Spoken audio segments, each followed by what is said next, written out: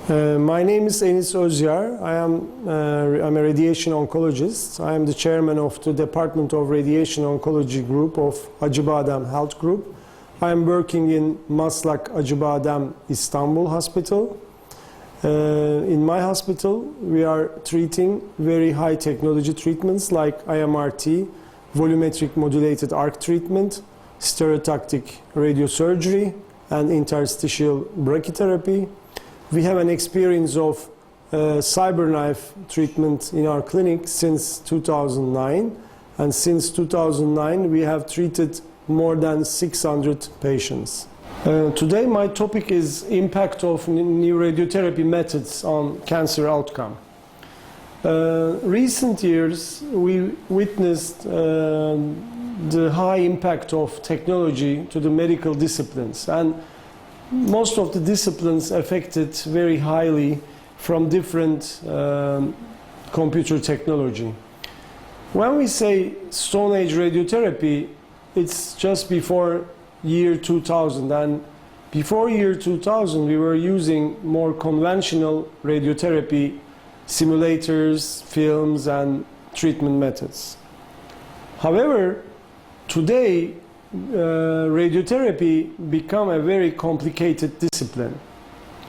We first of all make an immobilization or different masks for head and neck cancer patients and obtain their CTs, and then we import all these data to our treatment planning area, and all structures are contoured by the physicians or dosimetrists and also with the targets, and then we give all these data to medical physicists, and then medical physicists work on these slices and make an ideal treatment plan so that we obtain a very high local control and also have a better outcome with better quality of life. In this slide you see slices of a patient with 1 millimeter thickness, and if there is about 240 slices, and each slices were contoured by the physicians or dosimetrists, and in each slice we contour either the targets or the normal critical tissues which we want to protect. So last 10 years we have very new technologies which resulted with different methods.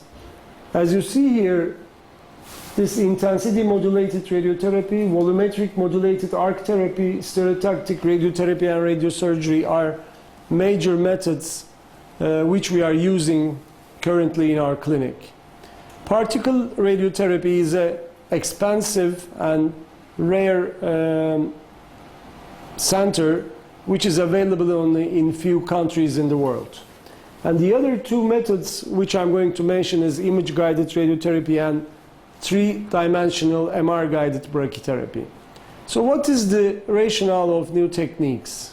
First of all, better tumor coverage, dose escalation, which means to increase the dose and have a better outcome, and maximum normal tissue protection.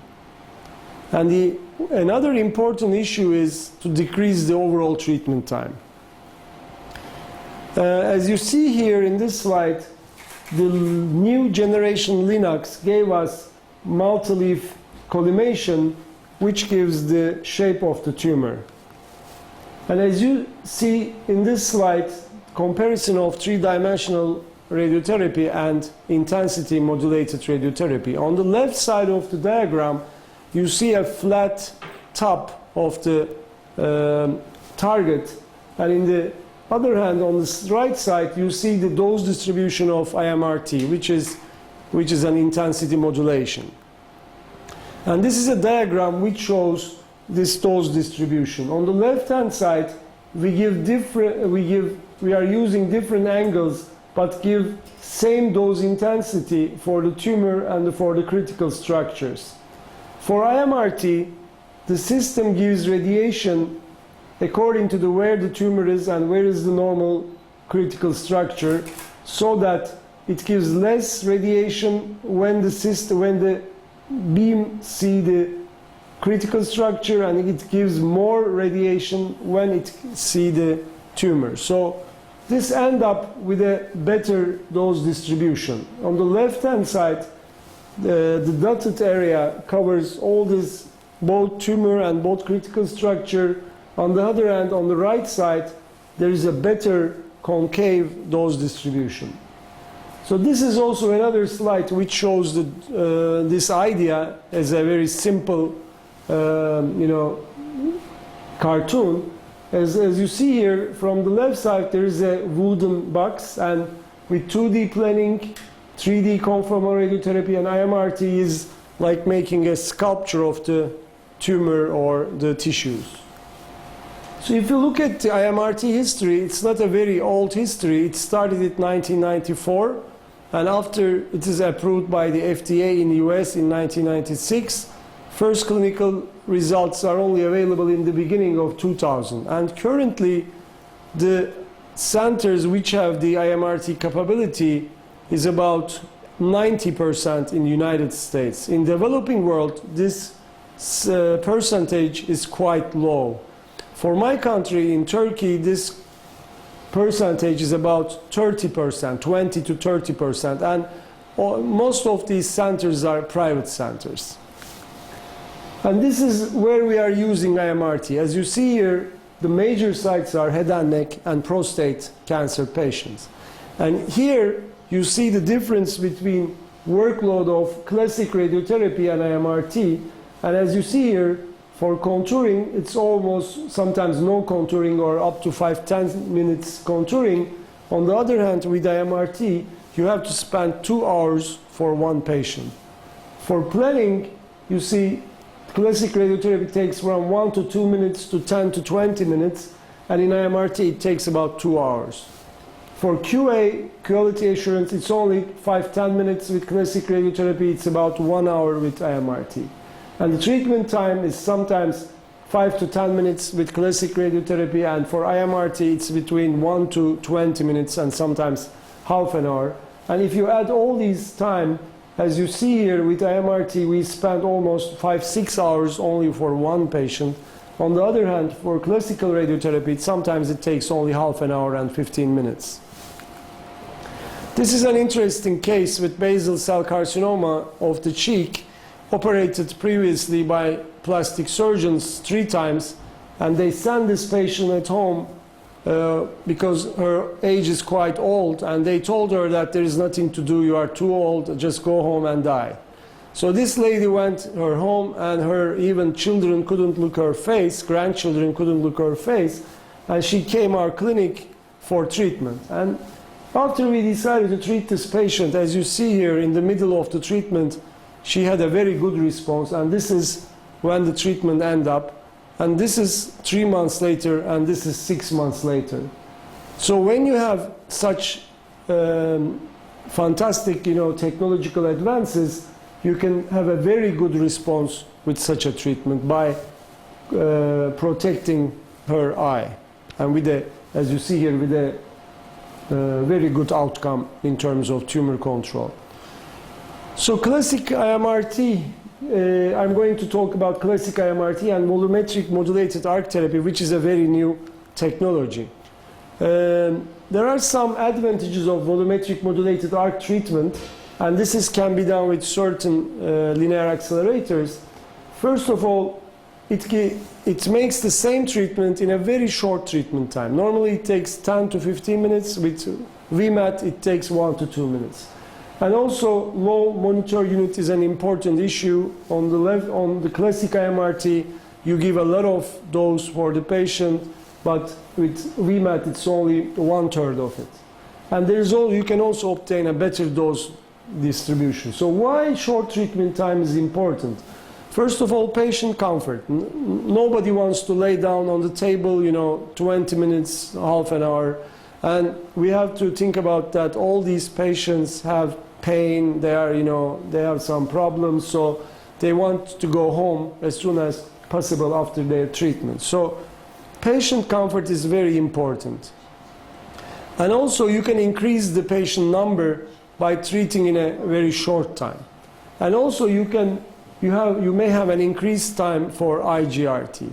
And the other issue is with fast IMRT, there is less organ motion. So this slide summarizes that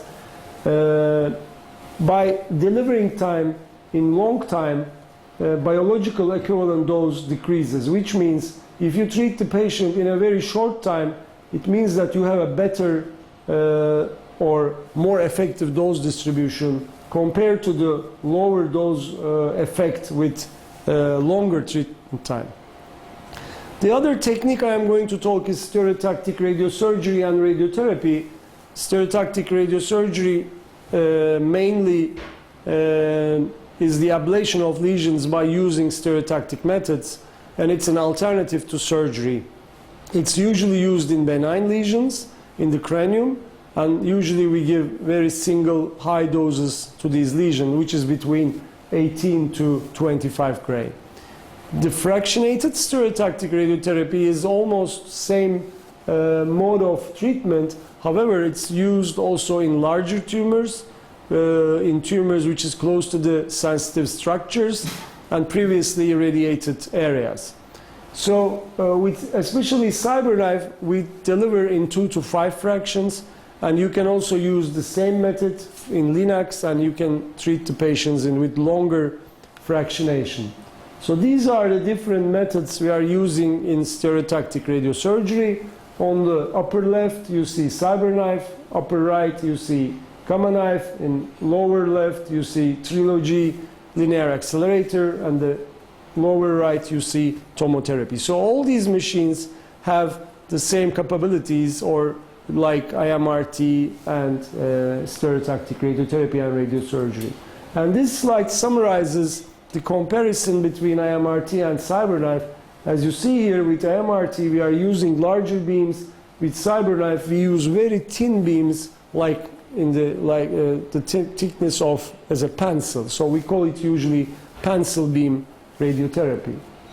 And this is how we are making IGRT. You know, on the left hand side you can cut a hair closing your eyes, but you know, sometimes you may cut the ear of the person. However, if it's clear enough, we can treat the patients with IGRT more safely.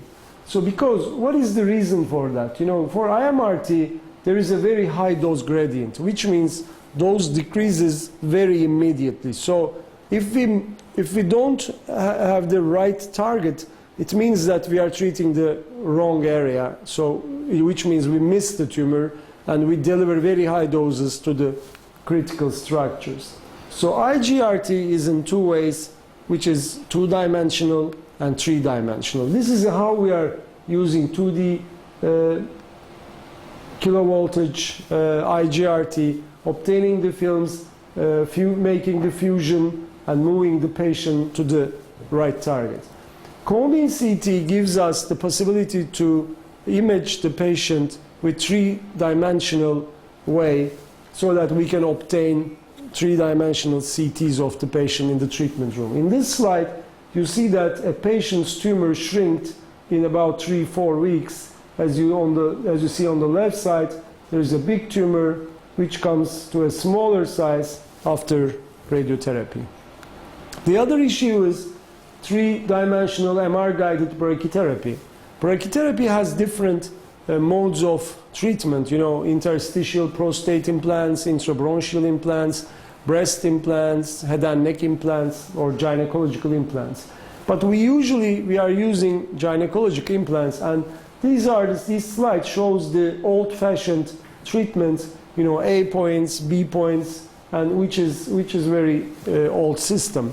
Nowadays we are using more and more MR compatible applicators, and we obtain the MR of the patient during the brachytherapy application and check the dose distribution according to the tumor volume in the MRI. So this is Acibadem Health Group organization of radiotherapy.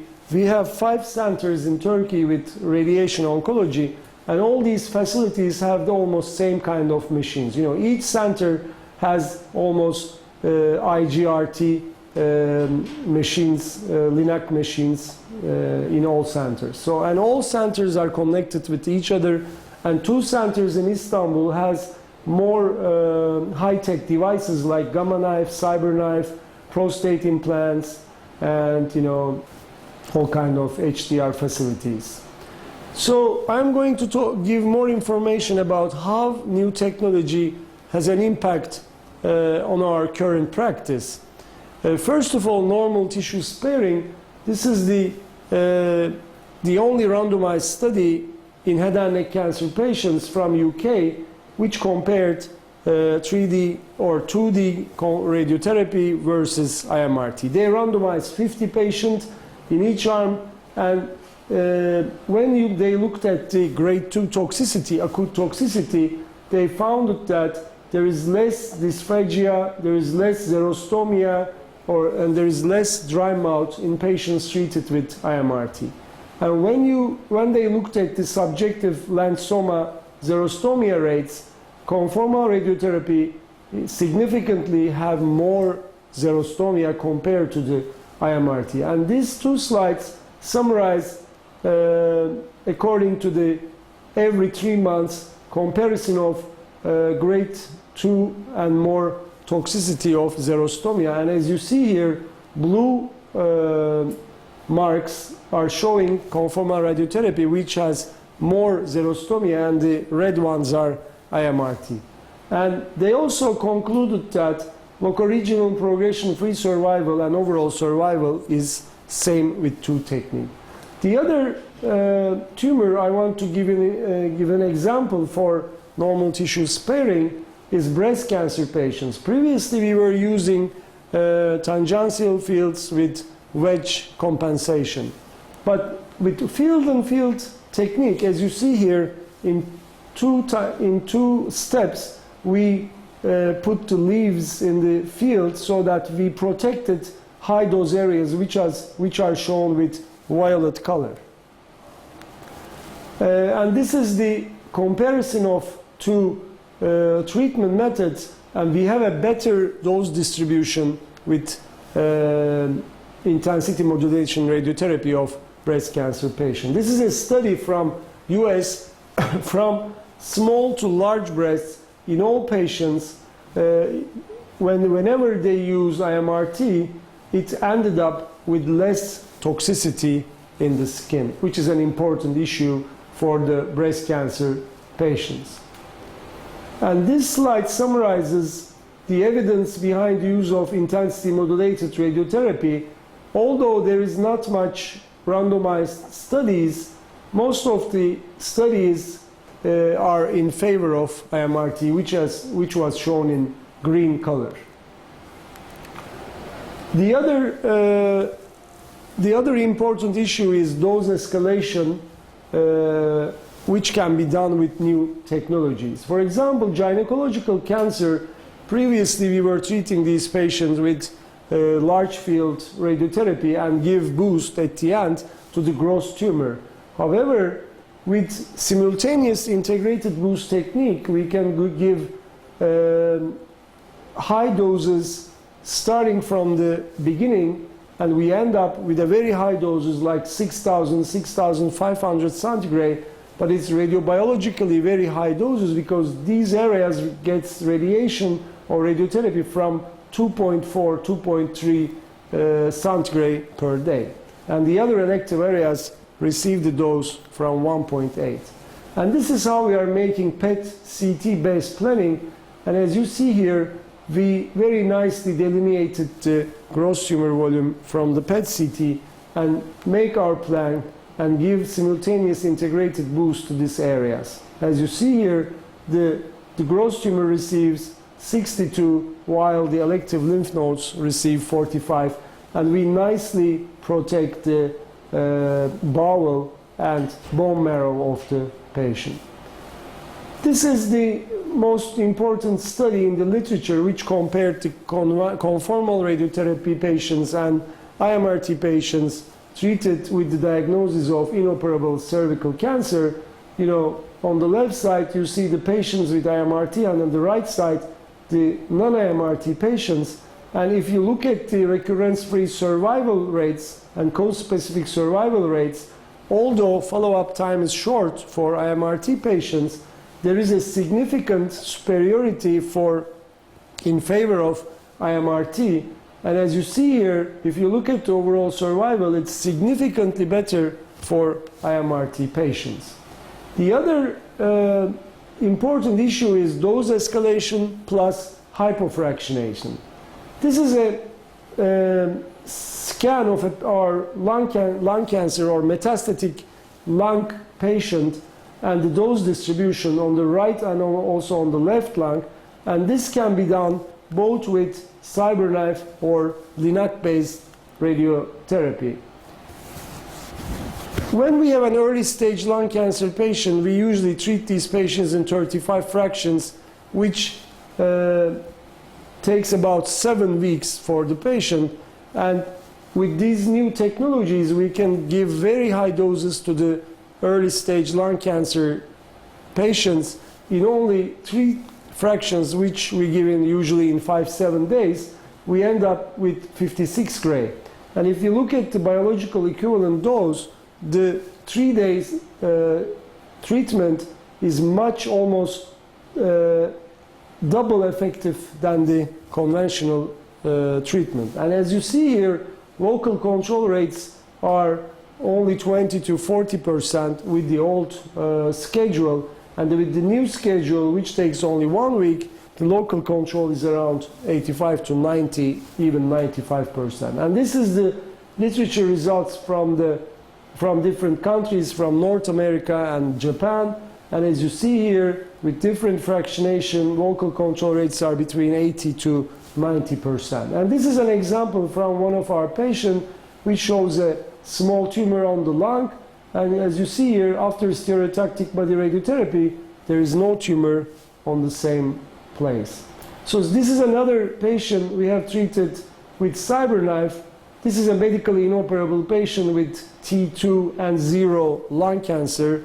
And we have treated this patient with 5 times 11 gray, and we have a complete response in this patient. And also our TOG 0236 study, phase 2 study, also have shown that this is a very effective study. You know, the local control is around 92%, and distant metastasis rates is 15% in medically inoperable tumors with less than 5 cm patients. Hypofractionation is also used widely in prostate cancer patients.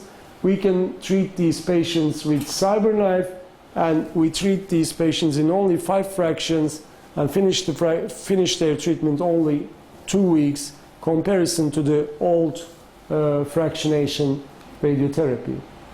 This is an interesting patient at the age of 35, came to our clinic from neurosurgery department.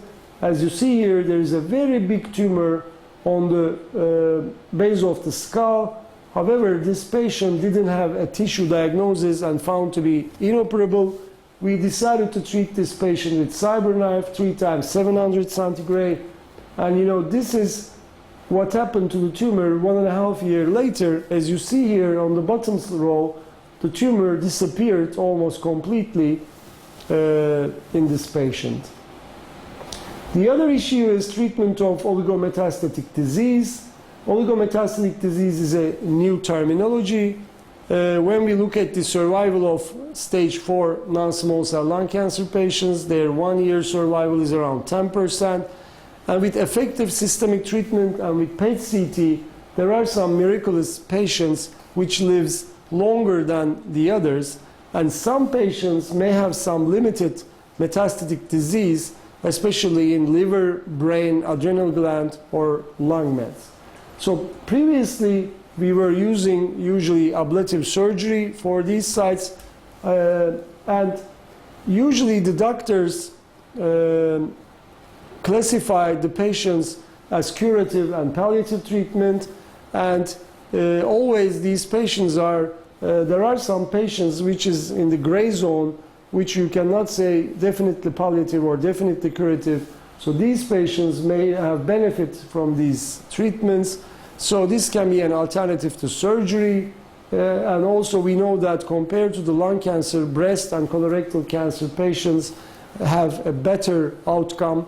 So clinical studies are ongoing in these patients. This is a patient from Bulgaria, 50-year-old female, triple negative breast cancer patient treated previously with mastectomy, radiotherapy and chemotherapy. She had two-time chest wall recurrence in 2009 and 2011.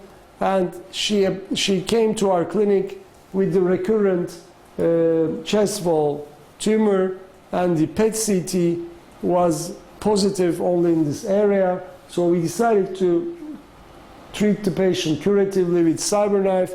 After inserting fiducial markers, we have treated this patient with Cyberknife, and we had a complete response, as you see here, 3 months later after Cyberknife treatment. Another issue is treatment of re-irradiated patients. This is an interesting patient with recurrent endometrial cancer patient. After receiving radiotherapy, chemotherapy, 2 or 3 cycle chemotherapy, 2-line chemotherapy, she had an isolated pelvic mass. So we decided to treat this patient with Cyberknife, and she had a more than 2-year complete response. And this is a recurrent rectal cancer, previously treated with radiotherapy and surgery, and now he became a oligometastatic or recurrent patient. So we treated this patient as a retreatment, re-irradiation with Cyberknife. So how safe new technologies are? We have to be very cautious about technology, because as you see here, this is the famous ship which sunk, near Italy, and almost it's very high technology. All these things depends highly on human being. So this is an interesting case I'm going to share with you. This patient came to me with the diagnosis of lung cancer with brain metastases. When I asked him what happened to your arm, he told me that he had a previous treatment in a Cyberknife center, and after receiving 2 Cyberknife treatment to the apex of the lung, he developed some motor loss on his left hand. And when I examined the patient, as you see here, the nipple of the patient on the left contracted to the superior part, and there is a very stony heart region which caused, due to the high use of beams from this area, and which caused brachial plexopathy. Fortunately, this patient died due to the brain metastases, but if he didn't develop brain metastases, he will live forever with his left arm in this pelagic motorplegia. So as a conclusion, there is a high impact of technology to the clinic.